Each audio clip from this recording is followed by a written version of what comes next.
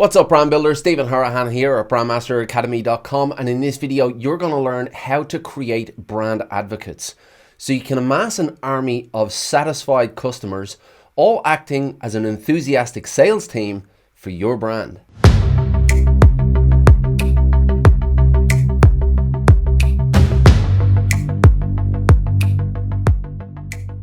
Now, if you're new to the channel and you want to build brands that go beyond visuals with strategy, psychology, and creative thinking, then you are in the right place.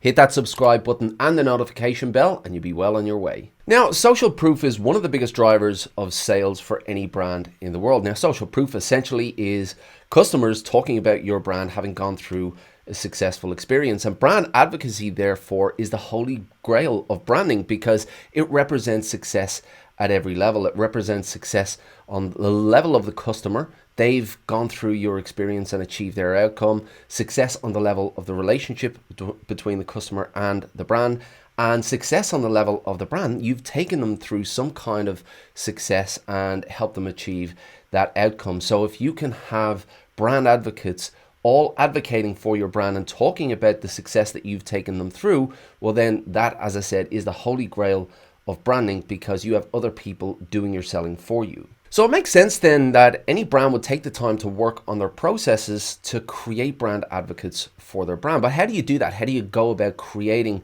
brand advocates? Well, in this video, I'm going to show you 5 different techniques that you can use and take into your own business so that you can take happy customers and turn them into brand advocates, essentially creating a sales team of happy customers all promoting your brand. Number 1, give them their desired outcome. Now, this is an absolute non-negotiable. If you expect customers and people to talk about your brand favorably, then you need to give them the desired outcome that they're after. Anything short of that, if your result or outcome falls short of what their expectations are, then you're going to have a hard time getting anybody to talk well about your brand, to talk your brand up, or to become an advocate for your brand. So number 1 is an absolute non-negotiable. Focus first on that outcome and creating those happy customers. Number 2, delight or surprise them.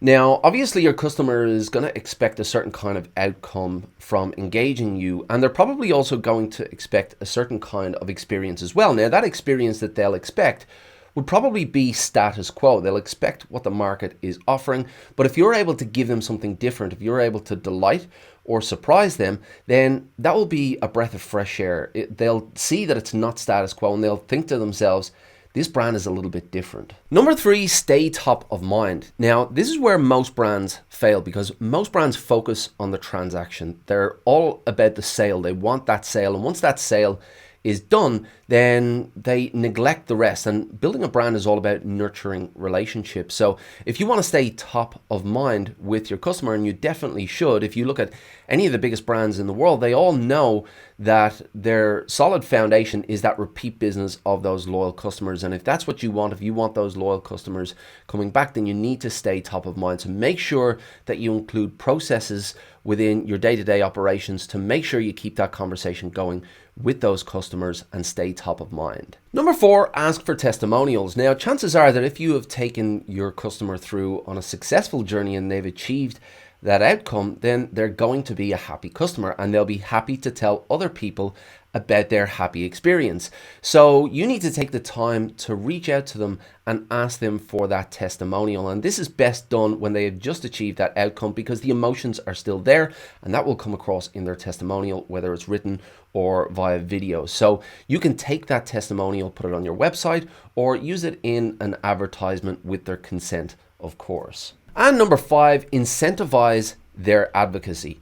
Now, chances are if they are a happy customer, they'll be just happy to go out and tell other people about your brand because they'll have achieved their success. They'll have achieved that outcome. But if you incentivize them to go out and do that more, they'll be even happier. So you can do this in the form of a referral or finder's fee, in the form of credit for your business and brand and the services that you offer, or through some kind of bonus or VIP package. But what you're doing here essentially is you're giving them added reason to go out and tell other people about that experience, and you're doubling down on that brand loyalty and that customer loyalty. Now, most brands today try and build their brand using push marketing. So essentially they pay for the privilege to tell other people how good they are. But the reality is that we dismiss most of those messages because we don't like people tooting their own horn in general, and we certainly don't like brands telling us how good they are. What we do like, on the other hand, is people coming to us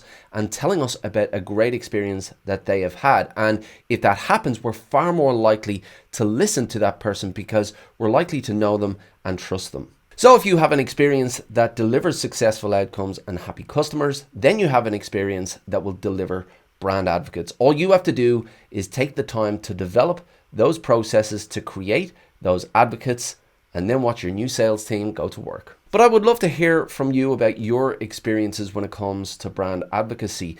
Are you a brand advocate for another brand because you've had a great experience, or do you have processes in place that produces brand advocates, or do you have challenges around building those processes to produce those brand advocates? I'd love to hear from you in the comments below.